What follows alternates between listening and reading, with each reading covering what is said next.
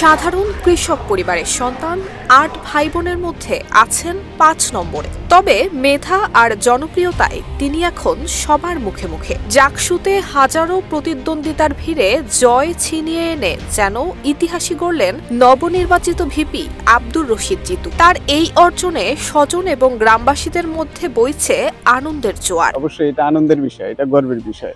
এটা আমাদের সমগ্র শরীয়তপুরের জন্য গর্বের বিষয়। আমাদের এই অযোগ্যপাড়া গায়ের থেকে একজন জিতু উঠে গিয়ে জাকসুর মতো একটি দেশের সুনামধন্য প্ল্যাটফর্মে তিনি ভিপি হিসেবে নির্বাচিত হয়েছেন। এতে আমরা খুবই আনন্দিত। ছোটবেলা থেকে পড়াশোনাতেও মেধার স্বাক্ষর রেখেছেন জিতু। প্রাথমিক এবং অষ্টম শ্রেণীতে বৃত্তি, এসএসসিতে জিপিএ ৫ এবং এইচএসসিতে কৃতিত্ব অর্জন করে ভর্তি হন জাহাঙ্গীরনগর বিশ্ববিদ্যালয়ের তুলনামূলক সাহিত্য এবং সংস্কৃতি ইনস্টিটিউটে। আর মনোবল হতো হয় স্পাদ্রিত। জেরুসালেম ২৫ বছরের পথ চলায় নিরাপদে রাখার প্রত্যয়ে। শরীয়তপুরের গোসাইরহাট উপজেলার কোদালপুর ইউনিয়নের ছৈয়ালপাড়া গ্রামে বেড়ে ওঠা জিতু শিক্ষা জীবনেও পড়াশোনার পাশাপাশি যুক্ত ছিলেন সামাজিক এবং সেবামূলক কর্মকাণ্ডে। সততা এবং পরিশ্রমের ফলেই সম্প্রতি অনুষ্ঠিত নির্বাচনে ৩,৩৩৪ ভোট পেয়ে ভাইস প্রেসিডেন্ট নির্বাচিত হয়েছেন। ছোটবেলা থেকেই দয়ালু স্বভাবের, মানুষকে সাহায্য করতে ভালোবাসত। মানুষের ভালোবাসাতেই আজ সে নির্বাচনে জয় পেয়েছে, এমনটাই বলছেন জিতুর মা সাজেদা বেগম। আমার ছেলে লেখাপড়া ছোটখানিতে ভালো ছিল, ভালো আছে।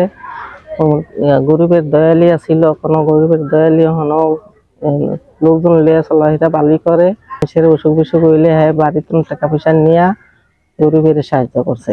ওর ছোটবেলা থেকে ওর স্বভাব চরিত্র অন্যরকম ছিল, সবার থেকে অনেক ভালো ছিল।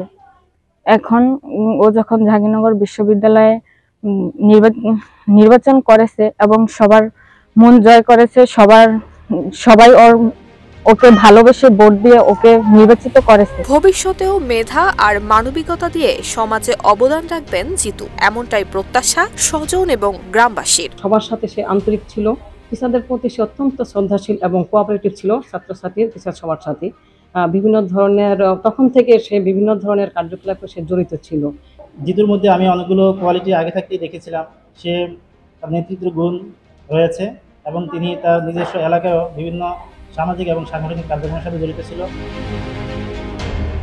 নুসরাত জাহান মেহেক, ঢাকা পোস্ট।